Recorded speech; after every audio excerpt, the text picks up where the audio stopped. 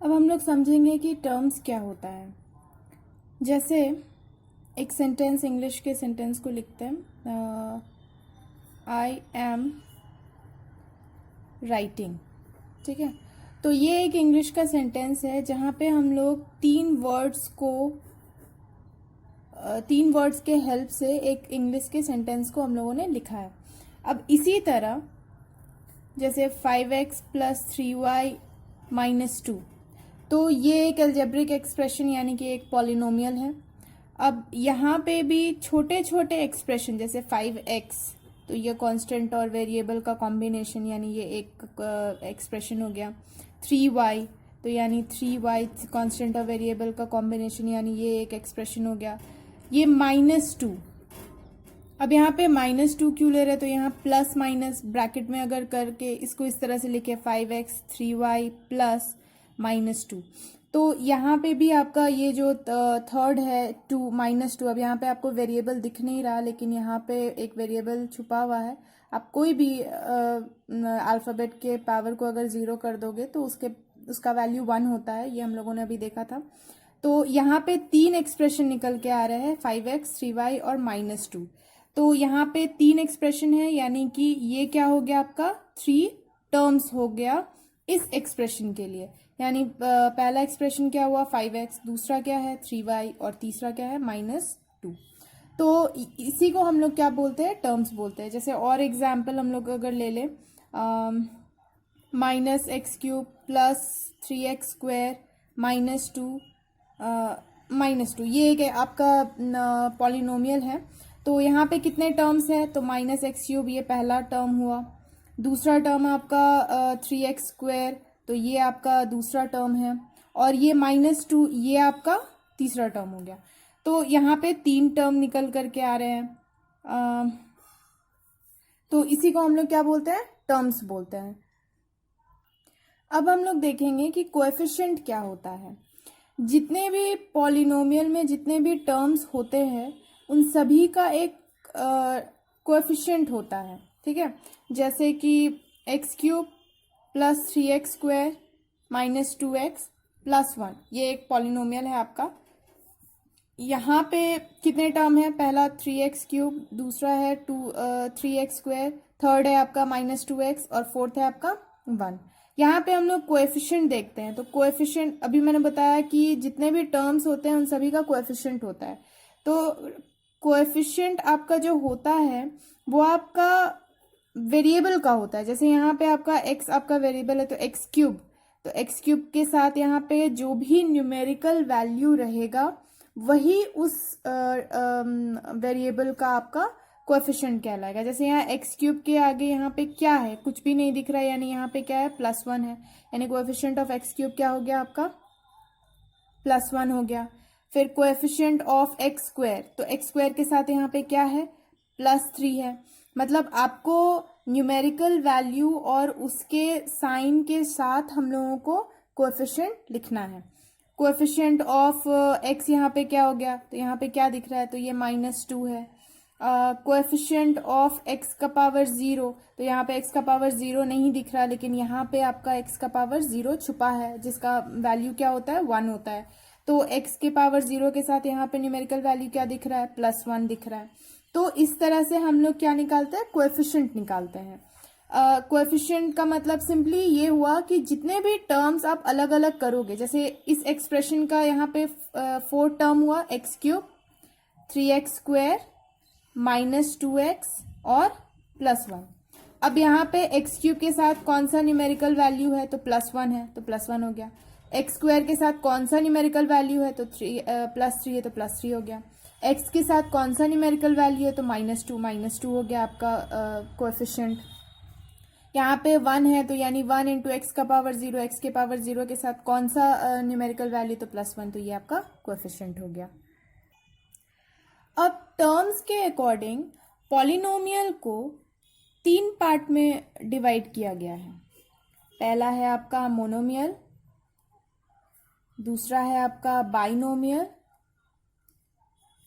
और तीसरा है आपका ट्राइनोमियल। अब मोनो का मतलब क्या होता है 1, बाई का मतलब क्या होता है 2, ट्राई का मतलब क्या होता है 3, और ये मिल्क ये जो है इसका मतलब बाकी जो बच गया उसका मतलब क्या होता है टर्म्स। यानी अगर ऐसा पॉलिनोमियल जिसमें सिर्फ एक टर्म हो वो आपका क्या कहलाएगा मोनोमियल। ऐसा पॉलिनोमियल जिसमें दो टर्म हो, सिर्फ और सिर्फ दो ही टर्म्स हो, उसको क्या बोलेंगे बाइनोमियल। ऐसा पॉलिनोमियल जिसमें 3 टर्म्स हो उसको क्या बोलेंगे ट्राइनोमियल। जैसे एग्जाम्पल हम लोग अगर देखें तो 3x कांस्टेंट वेरिएबल का कॉम्बिनेशन, ये आपका एक ही एक्सप्रेशन है, यानी ये एक ही टर्म है, यानी कि ये क्या हो गया मोनोमियल। यानी ये भी एक पॉलिनोमियल है लेकिन एक इसका पर्टिकुलर नाम क्या है मोनोमियल। -3xy ये भी आपका क्या है मोनोमियल। 34x का पावर 4 yz ये भी आपका क्या है मोनोमियल है। ठीक है, क्योंकि इसके साथ और दूसरा कोई एक्सप्रेशन नहीं है, ये एक अकेला आपका क्या है एक एक्सप्रेशन है, यानी ये क्या हो गया आपका मोनोमियल। बाइनोमियल जैसे दो टर्म होने चाहिए, यानी x प्लस वाई ये आपका बाइनोमियल हो गया, x³ + 1 ये आपका बाइनोमियल हो गया। यहाँ पे दो ही टर्म आपको दिख रहे हैं। -2x + 3y यहाँ पे भी आपको दो ही टर्म है, यानी कि दो ही एक्सप्रेशन है, यानी कि ये क्या हो गया बाइनोमियल। ट्राइनोमियल यानी 3 एक्सप्रेशन होने चाहिए, यानी 3 टर्म्स होने चाहिए। x² + x + 1 यहाँ पे एक टर्म, दूसरा टर्म और ये थर्ड टर्म, यानी कि ये क्या हो गया आपका ट्राइनोमियल हो गया। फिर आपका x³ + x + 1 ये आपका क्या हो गया ट्राइनोमियल हो गया। x + y + z यहाँ पे 3 एक्सप्रेशन आपको दिख रहे हैं, 3 टर्म दिख रहे हैं, इसलिए ये क्या हो गया ट्राइनोमियल हो गया। यानी पॉलिनोमियल को अकॉर्डिंग टू टर्म्स कितने पार्ट में डिवाइड किया गया है मोनोमियल, बाइनोमियल और ट्राइनोमियल। अब हम लोग देखेंगे कि कांस्टेंट पॉलिनोमियल और जीरो पॉलिनोमियल क्या होता है। कांस्टेंट पॉलिनोमियल और जीरो पॉलिनोमियल क्या होता है, तो कांस्टेंट का मतलब वही जिसका वैल्यू फिक्स्ड रहता है, कभी चेंज नहीं होता। जैसे जितने भी नंबर्स हैं -3, 5, 6, 1, 100 जितने भी नंबर है ये सारा आपका क्या हो गया कांस्टेंट पॉलिनोमियल हो गया। ठीक है, अब यहाँ पे ये पॉलिनोमियल कैसे है, तो अभी पिछले एग्जाम्पल में मैंने समझाया था कि अगर जैसे अभी लिखा हुआ x+1 तो यहाँ पे आपका x आपका यहाँ पे वेरिएबल दिख रहा है, यहाँ पे कोई वेरिएबल नहीं दिख रहा है, इसका मतलब यहाँ पे वेरिएबल क्या है छुपा हुआ है। कैसे छुपा हुआ है, तो किसी भी अल्फाबेट यानी किसी भी वेरिएबल का पावर अगर आप 0 कर दोगे तो उसका वैल्यू क्या होता है 1 होता है। सेम चीज यहाँ पे है कि जैसे -3 है, ये तो कांस्टेंट तो दिख रहा है, इसके साथ अगर इंटू x का पावर 0 कर दे, या फिर -3 इंटू a का पावर 0, वेरिएबल आप कोई भी ले सकते हो, उसके पावर को अगर आप 0 कर दोगे तो वो क्या हो जाएगा आपका वैल्यू 1 हो जाएगा, यानी -3 ही आएगा। तो कांस्टेंट और वेरिएबल के कॉम्बिनेशन को ही पॉलिनोमियल बोलते हैं। अब यहाँ पे आपको यानी कि -3, 5, 6, 100 जितने भी नंबर्स हो गए, जितने भी कांस्टेंट हो गए, वो सब क्या हो गया कांस्टेंट पॉलिनोमियल कहलाता है। अब यहाँ पे जीरो पॉलिनोमियल क्या है, तो जीरो पॉलिनोमियल मतलब जीरो को अलग पॉलिनोमियल रखा गया है। ये भी एक कांस्टेंट ही है, पर इन दोनों में ये डिफरेंस हो जाता है कि कांस्टेंट में आगे हम लोग जब डिग्री पढ़ेंगे तो वहां पे आपको क्लियर होगा कि इन दोनों को अलग क्यों किया गया है।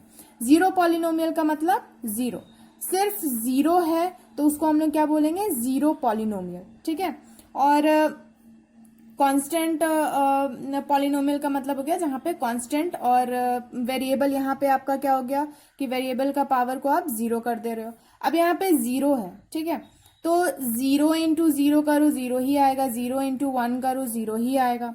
अब यहाँ पे आप वेरिएबल के पावर को कुछ भी रख सकते हो, 5 रख सकते हो, 0 × x का पावर 5 करोगे 0 आएगा, 0 × x का पावर 0 भी करोगे तो भी 0 ही आएगा, 0 × t का पावर 7 कर दो, या 0 × t का पावर 71 कर दो, कुछ भी करोगे उसमें वैल्यू आपका 0 ही आएगा। इसलिए ये क्या हो गया जीरो पॉलिनोमियल हो गया। ठीक है, और ये एक कांस्टेंट पॉलिनोमियल हो गया। अब हम लोग देखेंगे कि डिग्री क्या होता है। डिग्री का मतलब हो गया पॉलिनोमियल में जो वेरिएबल का हाईएस्ट पावर होता है, वेरिएबल का हाईएस्ट पावर, उसको हम लोग क्या बोलेंगे, डिग्री बोलेंगे। ठीक है, मतलब जैसे इसको एग्जांपल से समझते हैं, x cube plus x square plus 1। ठीक है, ये एक आपका पॉलिनोमियल है जहाँ पे वेरिएबल का पावर यहाँ 3 दिख रहा है, यहाँ 2 है और यहाँ पे क्या है, 0 है। ठीक है, तो इन तीनों में हाईएस्ट पावर वेरिएबल एक्स का क्या हो गया, 3 हो गया, यानी यहाँ पे डिग्री क्या हो जाएगा आपका, 3 हो जाएगा। जैसे आपका लिखा हुआ है एक्स का power 7 plus x cube plus 2x plus 1। ठीक है, तो ये आपका एक पॉलिनोमियल एक्सप्रेशन है जहाँ पे x का पावर 7, 3 और 1, यहाँ पे x का पावर 0 है, तो सबसे ज्यादा x का पावर क्या है, 7 है, यानी यहाँ पे डिग्री क्या हो गया आपका, 7 हो गया। तो डिग्री क्या होता है, किसी भी पॉलिनोमियल में जो वेरिएबल का हाईएस्ट पावर होगा, हाईएस्ट पावर को ही हम लोग क्या बोलेंगे, उस पॉलिनोमियल का वो डिग्री है। ठीक है, अब जैसे यहाँ पे मैं 2 एग्जाम्पल लिख रही हूँ, एक्स का पावर 3 प्लस एक्स प्लस 1, ये एक एग्जाम्पल हो गया। और दूसरा एग्जाम्पल ये कुछ ऐसा एग्जाम्पल है। ठीक है, तो पॉलिनोमियल ऐसा नहीं है, लिमिटेड नहीं है कि वो सिर्फ 1 वेरिएबल हो सकता है, 2 वेरिएबल, आप कितने भी वेरिएबल यूज करके आप एक्सप्रेशन फॉर्म कर सकते हो। तो जैसे ये एक्सप्रेशन है, तो अभी मैंने बताया कि जो भी वेरिएबल होगा उसका हाईएस्ट पावर, तो यहाँ सिर्फ एक ही वेरिएबल है एक्स है, तो उसका हाईएस्ट पावर 3 हो गया, यहाँ पे 1 है, यहाँ पे एक्स का पावर 0 हो गया, यानी कि यहाँ हाईएस्ट पावर क्या हो गया, 3, यानी डिग्री क्या हो गया, 3। तो सिंगल वेरिएबल अगर रहा तो आप डिग्री फाइंड कर लोगे, लेकिन अगर मल्टी वेरिएबल वाला पॉलिनोमियल रहा तो वहां आप डिग्री, तो अगर सिंगल वेरिएबल रहा तो आप डिग्री फाइंड कर लोगे, लेकिन अगर मल्टी वेरिएबल रहा तो वहां आप डिग्री कैसे फाइंड करोगे, ये हम लोगों को फाइंड करना है। यहाँ पे इसका डिग्री फाइंड करना है, तो यहाँ पे 2 वेरिएबल दिख रहे हैं, एक्स और वाई। यहाँ पे एक्स का पावर 1 है, यहाँ पे भी एक्स का पावर 1 है, वाई का पावर 1 है। अब यहाँ पे हाईएस्ट पावर हम लोग कैसे निकालेंगे, तो हम लोगों को क्या करना होगा कि जितने भी वेरिएबल आपको मिलेंगे एक्सप्रेशन में, आप उन सभी के पावर को ऐड कर दोगे। जैसे यहाँ 1 और 2 है, तो इनको हम लोग ऐड करके 1 + 2 यानी 3 हो गया। यहाँ पे 1 और 1 है, तो यानी इन दोनों को ऐड करके 1 + 1 यानी 2 हो गया। और यहाँ पे तो है ही नहीं, इसका मतलब यहाँ पे जो भी वेरिएबल होगा उसका पावर आपको क्या मिल गया, 0 मिल गया। तो 3, 2 और 0, तो हाईएस्ट पावर, डिग्री का मतलब हाईएस्ट पावर। अब यहाँ पे डिग्री जो है वो क्या हो जाएगा, हाईएस्ट पावर यहाँ पे क्या निकल रहा है, 3, यानी इस एक्सप्रेशन मल्टी वेरिएबल वाले एक्सप्रेशन के लिए डिग्री क्या हो गया, 3।